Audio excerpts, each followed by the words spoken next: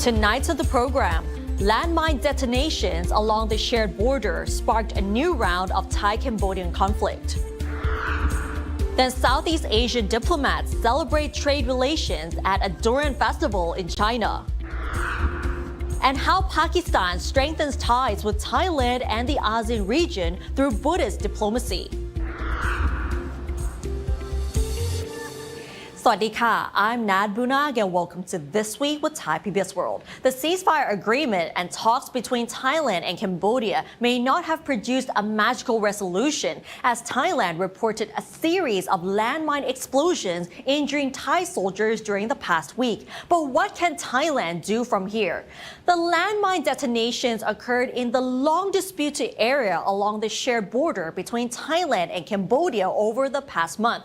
The most recent on Tuesday took place here, where a Thai soldier lost his leg after stepping on an anti-personnel landmine while patrolling Thai territory near the much disputed Tha Mun Thom Temple in Surin province. And just days before, a Thai soldier lost a foot and two others were injured by a landmine explosion in the Pumakhe area of Sisakhet province.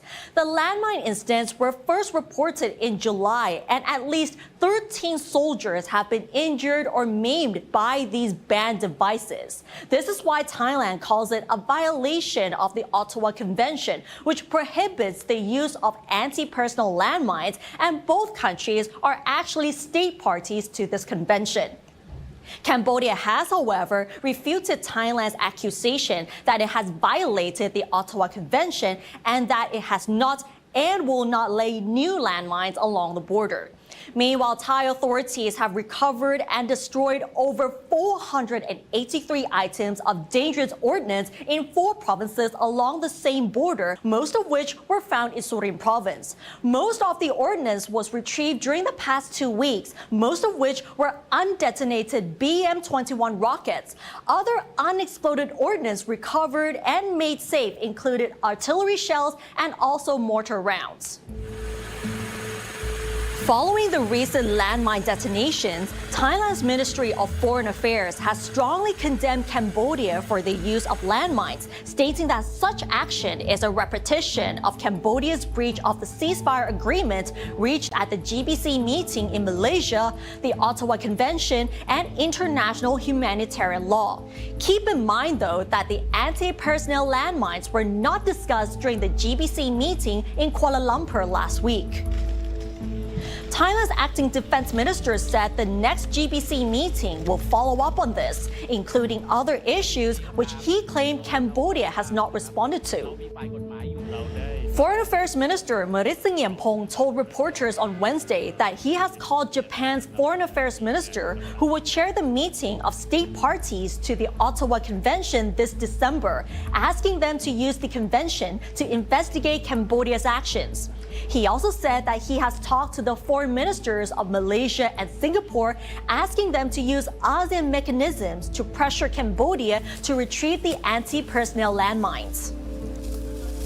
ที่มีข่าวที่หลายคนมีความกังวลว่าทางกัมพูชาได้ฟ้อง UN นะครับในเรื่องที่เราละเมิดข้อตกลงหยุดยิงผมขอเรียนว่าเขาเป็นการกล่าวอ้างนะครับซึ่งอย่างที่ผมเรียนผมไม่เห็นหลักฐานที่ชัดเจนที่จะเป็น solid argument ของกัมพูชาว่าเราละเมิดตรงไหนในขณะที่เขาเองใช้วิธีที่ไม่จริงใจต่อการความพยายามที่จะแก้ไขปัญหาในกรอบของข้อตกลงหยุดยิงที่เราตกลงกันไม่ว่าจะเป็นเรื่องการยั่วยุด้วยสงครามข่าวสารไม่ว่าจะเป็นการที่ใช้โอกาสในการมาฝังลูกระเบิดสังหารบุคคลในดินแดนของประเทศไทยแต่ในขณะที่ประเทศไทยเองเนี่ยเรามีหลักฐานที่ชัดเจนที่ชี้ให้เห็นว่าเขาเนี่ยไม่มีความจริงใจต่อการที่จะแก้ปัญหาให้เป็นไปตามความตกลงหยุดยิงระหว่างกัน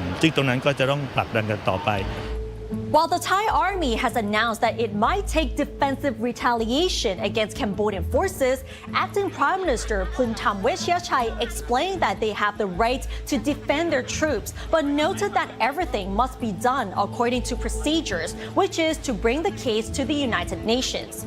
He also refuted criticism that he tends to side with Cambodia instead of with the Thai army and threatened to sue those who claim otherwise. Meanwhile, a former Secretary General of the Office of the National Security Council told Thai PBS during a live interview that Thailand must inform the international community how the use of anti-personnel landmines has violated the Ottawa Convention. The key evidence that must be used are the PMN2 landmines, which have been newly laid.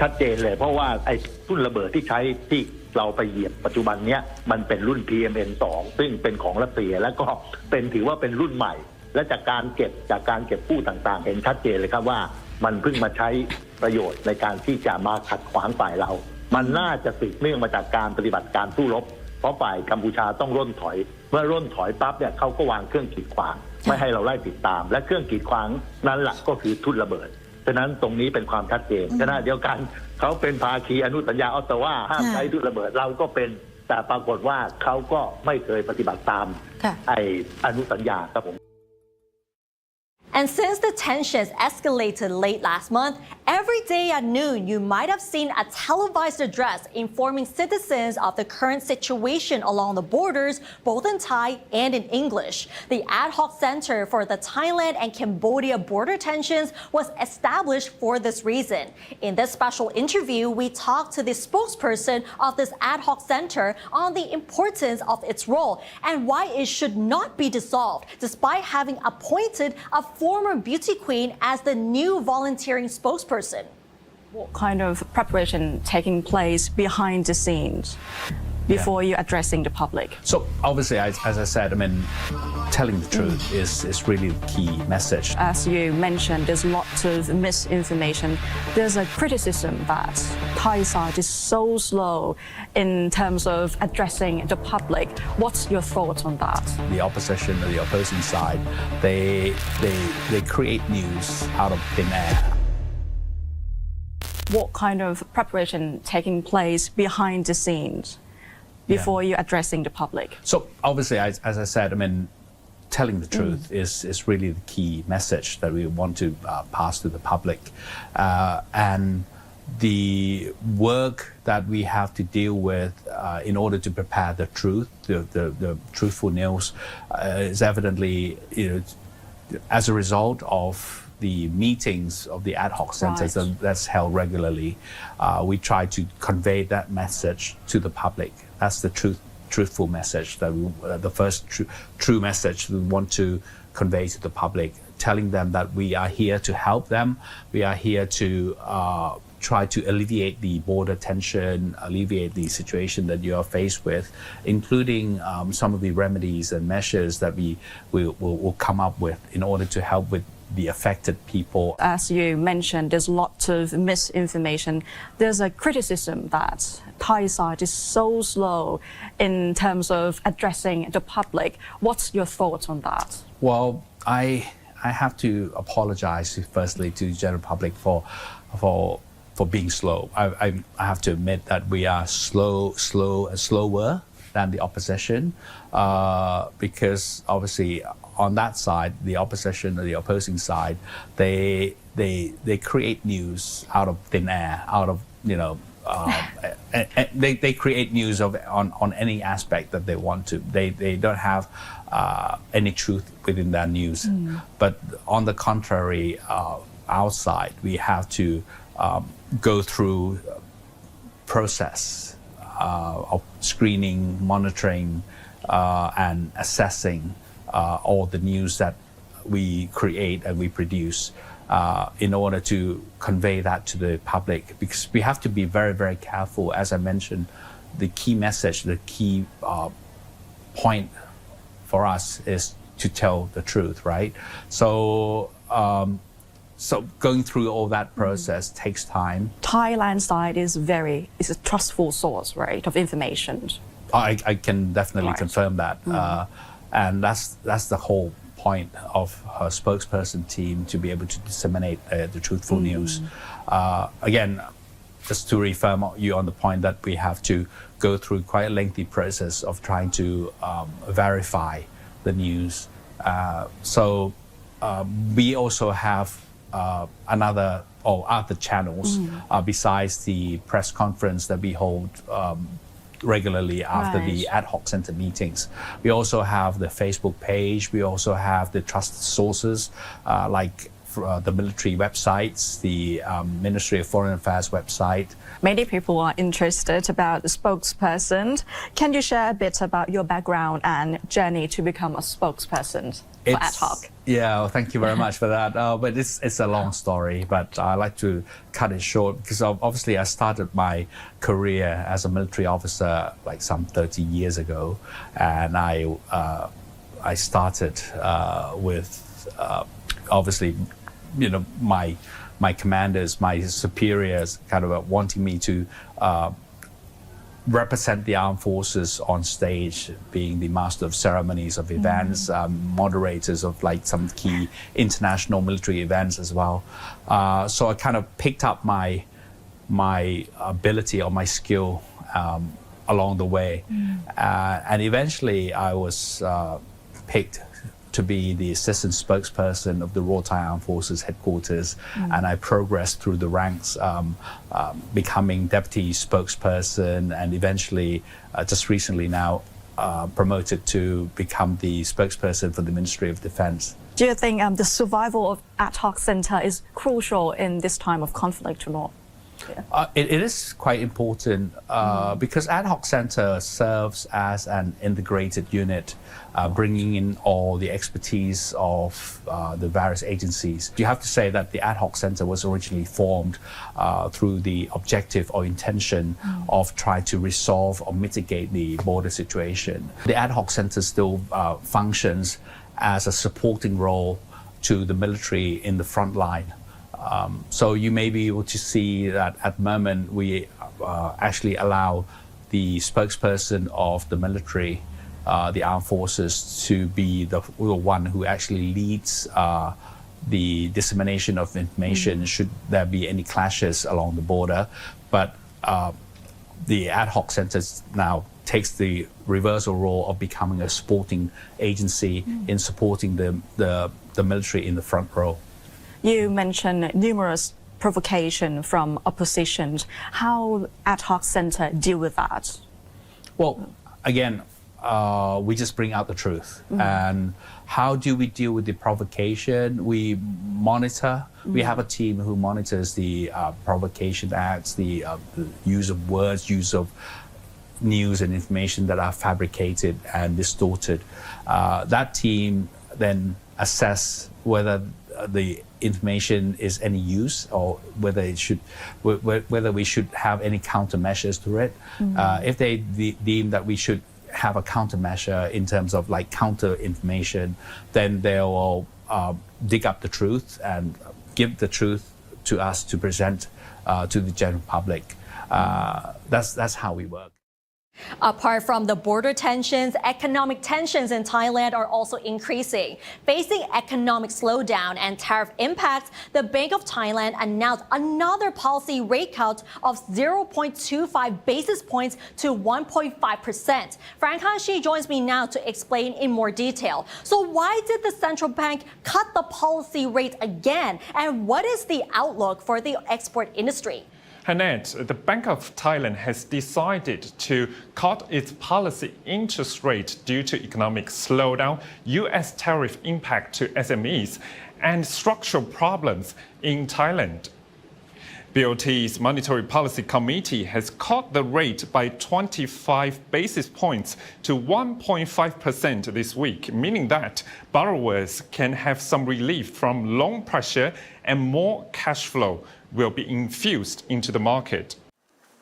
With weak economic performance since Q2 2025, the chief economist of the Kasigong Research Center, Burin Adunwatana, told me that the market expects more rate cuts until the end of 2025. I think we see more cuts coming. Actually, we're quite surprised that the BOT went ahead with a cut yesterday, because we thought that because I think this current MPC had a sort of hawkish stance that the economy is holding up quite well. The export performance is looking much better than thought. So I thought they would not lower the rate like they did yesterday. But we expect that since the incoming governor, Kun Vitai, I think he's been known to be a bit more dovish, and his previous interviews that he would like to see lower rates. So we expect now, I think at least 2 rate cuts. I think there will be a rate cut at every the last 2 meetings, MPC meetings of the year, and we are focusing on where would be the terminal rate. Now we are thinking whether it would be 0.75 or 0.5% next year. While the rate cut has lessened economic pressure, the export industry is still facing impact despite the tariff rate has been finalized at 19%. According to the latest paper released by the Research Center, a contraction of 7.4% of Thai exports volume is forecasted with a year-on-year basis, whereas the GDP growth in 2025 is projected to only 1.5%. The chief economist also told me that we will see a recession in Q4 2025 as export volume declines and uncertainties extend to politics and border tensions. There is a high chance that we might see recession in Q4, but this is because of but this is arithmetic, because the first 2 quarters we saw a big boost from front loading of export, and this is coming down. As I said, export we expect to see negative 7.5% in the second half, and compounding with the border tension, and that is putting off a lot of tourists. It also coincided with the sharp decline in Chinese tourists into the country, and now we have a travel warning by many countries because of border conflict, even though Bangkok is quite far away from the where the area where the conflict is. Many seminars, many business meetings have been cancelled or postponed because of this. This is just adding more and more problem to weigh on our tourist income this year. Structural problem because our potential growth, just to add to that, our potential growth has been coming down quite significantly over the years. I think even 10 years ago, I think our potential growth was 3 to 4%. Now we say maybe potential growth is 2.5, but we're not even achieving that. We might get 1.5, 1.8. But next year it's going to get even lower because of these structural headwinds that we are facing. So how do we do that? How do we tackle our education problem? How do we tackle the shortage of high-skilled labor? And just to add insult to injury, now we have a lot of Cambodian workers migrating back to Cambodia. That's putting a lot of disruption in some of these manufacturing business and agriculture, restaurants, and food industry. However, the economists also emphasize the importance of data center investment and foreign direct investment that Thailand can get benefits from. So Ned, he also suggested implementing stimulus packages for farmers and relevant sector, as they will get impacted the most if Thailand really eventually open its market to the United States. Back to you. All right, thank you, Frank. And now let's have a look at the other stories making headlines throughout the week in our weekly roundup. The Constitutional Court has set August 29th for the delivery of its ruling on suspended Prime Minister Paetongtarn Shinawat's case involving her leaked phone conversation with Cambodia strongman Hun Sen. A group of 36 senators has asked the Constitutional Court to rule on the content of the conversation, which they claim amounts to gross ethical misconduct and dishonesty. If found guilty, she could be removed from office. Thailand plans to recruit 42,000 migrant workers from Myanmar and 10,000 others from Sri Lanka over 2 months to replace Cambodian migrants who left following the border tensions. Meanwhile, the Interior Ministry has issued an announcement allowing documented Cambodian workers who are stranded in Thailand due to the closure of border checkpoints and whose work permits have expired to continue working in Thailand for up to 6 months.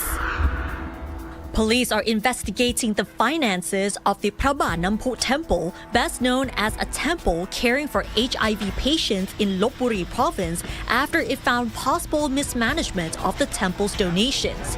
The prime suspect, known as Mobi, has denied any involvement in the embezzlement, claiming that he was unaware that the funds were missing.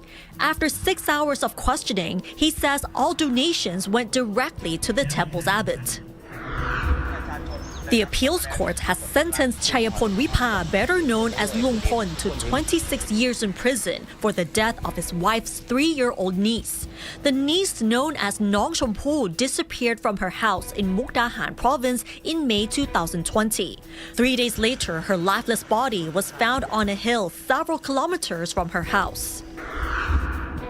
And a few weeks ago, Thailand received a rare depiction of this Buddha from Pakistan. A gift that is more than just an ancient masterpiece, it is a gesture of Buddhist diplomacy carrying hidden wisdom of the fasting Buddha statue for people in Thailand and across ASEAN. This is no ordinary image of the enlightened Buddha. It is a different kind of representation, which is rarely seen in temples across the country. It was presented to Thailand as a gift from the government of the Islamic Republic of Pakistan. What makes this replica of the fasting Buddha statue extraordinary are not only its origins in the ancient Gandhara heritage, once the heart of Buddhist civilization, but also its history. The original is considered a masterpiece and has been kept at the Lahore Museum since 1898. This is a very beautiful statue, but it is also a symbol of goodwill. We have produced 2 replicas of the fasting Buddha this year, and one replica was given to UNESCO headquarters in Paris, and the other has been gifted to Thailand as a goodwill gesture because we want to promote Thailand's tourism. Pakistan's ambassador believes that this statue could also help strengthen relations with ASEAN countries. Once placed in the National Museum in Bangkok, it is expected to boost Thailand's tourism by attracting devotees not only from across the country, but also from across the ASEAN region, as it represents both a significant diplomatic gesture and a sacred relic of great importance. And it is a very important gesture, like I said, because the government of Pakistan wants to promote its relations with the ASEAN countries. And ASEAN is predominantly Buddhist. So this is not only, it will not only construct a bridge of friendship between Pakistan and Thailand, it will also build a bridge of friendship with ASEAN countries as well. So for us, it is a very important occasion. The most venerable Anil Sakya highlighted that Thailand's link with Gandharan art could date back to the reign of King Rama I. The connection was strengthened in 1891 when Prince Damrong Rajanupap, during his visit to India, expressed interest in seeing the most beautiful Indian Buddha images. As a result, the Lahore Museum, then under British India, gifted him a replica of the fasting Buddha. ก็คือแสดงว่านักวิชาการในสมัยนั้นมองว่าพุทธรูปพุทธลักษณะสำหรับพวกเราเนี่ยเราอาจจะไม่งามแต่ว่าชาวตะวันตกเขามองว่าอันนี้ก็คือพุทธลักษณะที่สมบูรณ์แบบที่งามที่สุดเพราะว่ามันสามารถที่จะสะท้อนความเป็นจริงของเนี่ยร่างกายแต่โดยเฉพาะ anatomy เนี่ยโดยเฉพาะร่างกายตัวนี้แสดงว่าสมัยนั้นน่ะต้องมีความรู้เรื่องของเนี่ยกายภาพของมนุษย์ได้ขนาดนี้เชียวหรือนะครับแล้วเขาก็เลยมองว่าอันนี้ก็คือสวยที่สุดงามที่สุด In today's world, quick success at a young age is highly valued. Those who achieve this are often seen as role models for others. While we're constantly chasing goals, though, the fasting Buddha statue reminds us that the path to achievement isn't always easy, and that it's worth reflecting on how we get there. และอันนี้ก็คือสิ่งที่เจ้าชายสิทธัตถะทำให้ดูว่ากระบวนการทำอย่างไรเพราะฉะนั้นบางทุกกิริยาเนี่ยค 6 ปีอย่าลืมว่าพระองค์เนี่ยค้นหาตั้ง6 ปีแล้วก็ทดลองทุกอย่างที่มีอยู่ในสมัยนั้นก็เหมือนกับทุกวันนี้แต่ว่าการทดลองของเรานั้นบางทีไปไม่ถึงแต่ว่าของท่านเนี่ยทดลองจนท่านก็เห็นว่าสิ่งที่มีอยู่ทั้งหมดนั้นยังไม่ใช่จนท่านมาพิจารณาด้วยตัวพระองค์เองเพราะฉะนั้นแม้ว่าเป็นคันธาระเนี่ยเป็นปางทุกขกิริยาก็จริงแต่สิ่งที่ท่านกำลังสอนก็คือมัชฌิมาปฏิปทา In a world obsessed with quick results, this Buddha statue teaches us the profound truth, namely that the best outcomes often arise with patience, resilience, and walking the middle path. And now let's talk about Thai fruits. Love it or hate it, durian is making headlines not just for its bold flavor and pungent aroma, but as a symbol of booming trade and regional cooperation between China and Southeast Asia. At a durian festival in Beijing, hosted by the ASEAN China Center over the past weekend, diplomats and traders celebrated these growing ties. CGTN's Li Xiaoyuan has more. It's a fruit that divides opinion but unites economies. Durian, Southeast Asia's king of fruits, is now a golden ticket in China-ASEAN trade, with China consuming over 90% of the global supply. At this Beijing event, countries are showcasing how this spiky delicacy is strengthening ties and transforming livelihoods. This fresh durian in my hand has just traveled from Southeast Asia to China in less than 24 hours. It's not only a logistical marvel, but also a testament to deepening regional trade. And thanks to trade agreements like RCEP, tariffs on these premium exports have been slashed to near zero levels, while cold chain trains have created a golden fruit corridor. So every sweet bite is a taste of thriving trade. ASEAN countries are capitalizing on China's durian craze, with imports hitting a record $7 billion in 2024. Thailand leads the pack. We are proud in our products, the quality of durian from Thailand, and we cut at the right time, transported, and be at the market in China at the right moment where the durian is the most delicious. Regional producers are upping their game, streamlining logistics, refining flavors, and organizing growers to meet China's soaring demand. Most of our islands are volcanic islands, and the soil, the volcanic ashes, integrated into the soil to many of the durian trees that gives us a certain flavor, which is not easy to replicate if you don't have the volcanoes. We're improving logistics, research and development, packaging, and we're organizing our durian growers so that we can meet the demand, the growing demand of the Chinese market. We do not have many number of durians exported to China as compared to other regional players, but this is what we want to offer. It's very premium, and this is the king of all durians.